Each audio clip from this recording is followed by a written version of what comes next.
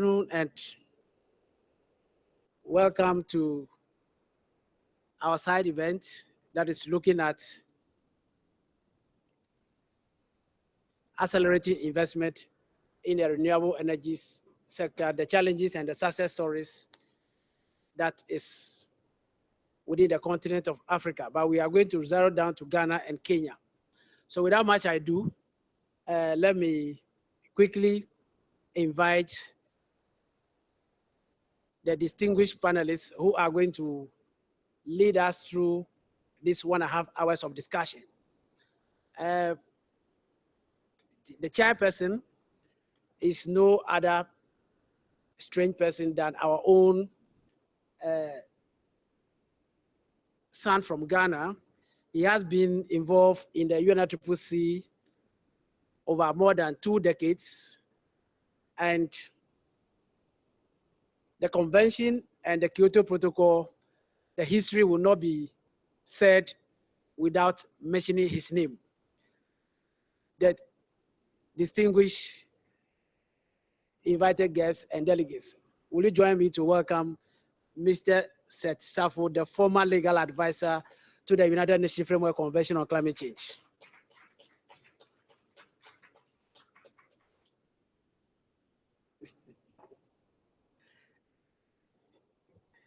He will be chairing our session. Yeah, we are here this afternoon to look at a scientific study into investment in renewable energies within the continent of Africa. So we cannot left out the institution that conducted the study. So will you also join me to welcome the Director of Institute for Statistical, Social, and Economic Research, University of Ghana, Professor Felix Asante.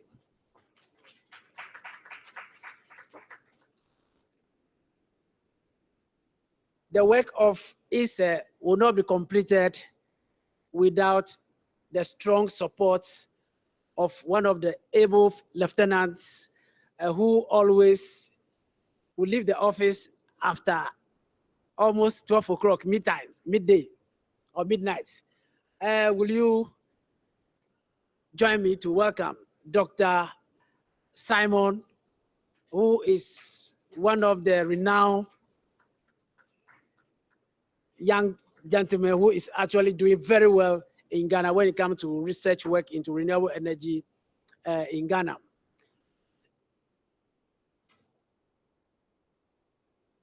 Let me also acknowledge our sponsors, especially IDRC from Canada and the Think Tank Initiative, as well as the University of Ghana, and all of you who are here with us this afternoon to listen to what we brought from Ghana and the continent of Africa. Before I give the floor or the mic to the chair, let me quickly give you a brief about ISE, what ISE is doing in Ghana for the past 2 decades. ISE is a semi-autonomous research institution established in 1962 by the University of Ghana. Their focus is on social, economic, and environmental issues, research, policy, advocacy, and training. They have over 20 research capacity fellows and has done a lot of work in the field of socioeconomic research in Ghana and across the borders of Ghana. Their recent work is on public climate financing on Africa, as well as tracking tools for climate financing in Ghana and beyond. So on that note, let me allow the chairperson to give us a word of welcome address. Thank you very much, Sam, and a very good afternoon to you all, and welcome to this event. My name is Oseth Osafo, as Sam has said. And let me begin by saying that at the very onset of the climate change negotiations, way back in 1991, when the General Assembly established the Intergovernmental Negotiating Committee for a Framework Convention on Climate Change, we all thought the issue of climate change was purely weather-related and climate. The IPCC had then come out with its first report, and said that the Earth was getting warmer. But at that time, we really did not focus on energy as an issue. What the International Committee wanted to do was to ensure that first, the emission of greenhouse gases into the atmosphere is stabilized, and then to be followed by reduction. And so we negotiated the Framework Convention on Climate Change, and it was a very simple legal instrument, inviting governments to take action at the domestic level. Article 4.1, all parties were required to formulate plans to take inventory of sources of greenhouse gases and to integrate climate change concerns into their national development plans. And that is something every country could do. And then Article 4.2 focused on the developed countries to take policies and measures to address climate change issues. So that was fairly simple. But over time, it was realized that we need to take more drastic action, particularly in the field of energy. For 2 centuries, the world had been using fossil fuels as sources of energy to drive cars, to generate power. But then this is what has brought us to where we are now, the historical problem that we have with emission of greenhouse gases.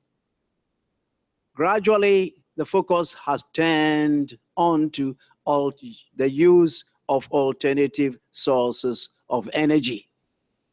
Because by continuing to use fossil fuels, oil, and coal, the level of pollution continues to go up.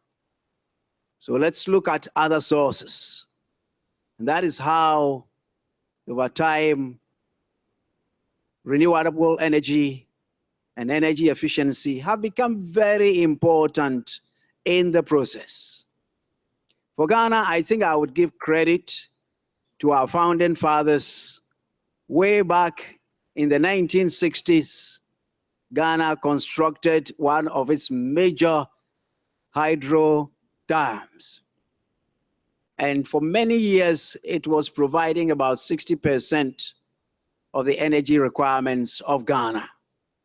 Since then, about 2 more dams have been put in place.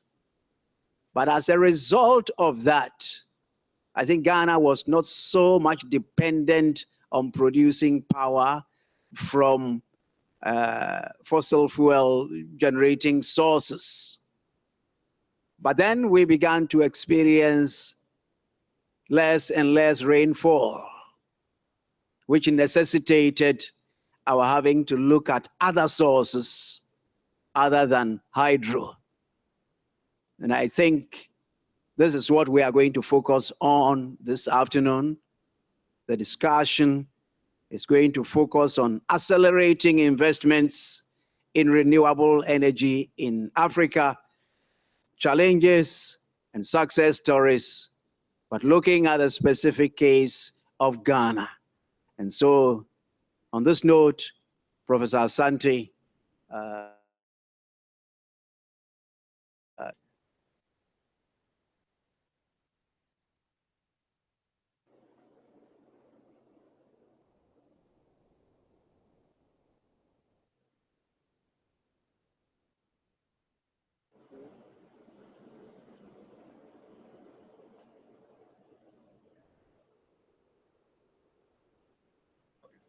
Uh,